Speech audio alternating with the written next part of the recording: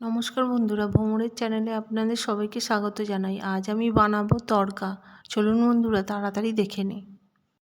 প্রথমে একটা বাটিতে মটর ডাল, মুসুর ডাল, মুগ কড়াই, অড়হর ডাল, মুগের ডাল সমস্ত ডালকে ভালোভাবে ধুয়ে নেব। এরপর প্রেসার কুকারে ডাল আর জল দিয়ে 5টা হুইসেল দিয়ে দেব।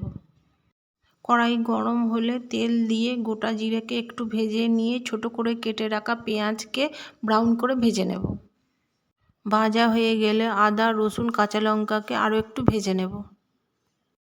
এরপর হলুদ গুঁড়ো, লাল লঙ্কার গুঁড়ো, জিরে গুঁড়ো, ধনে গুঁড়ো, চিকেন মশলা, চিং চাইনিজ মশলা, গরম মশলা দিয়ে সমস্ত মশলাকে ভালোভাবে ভেজে নেব।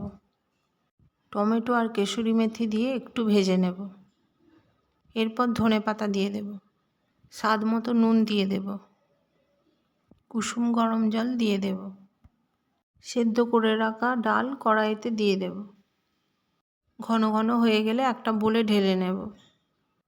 শুকনো লঙ্কা তেলের ফোড়ন দিয়ে দেব। বন্ধুরা, লাইক, শেয়ার, সাবস্ক্রাইব করতে ভুলবেন না। আবার দেখা হবে নতুন কোনো রেসিপির সাথে। ততক্ষণ ভালো থাকুন, সুস্থ থাকুন।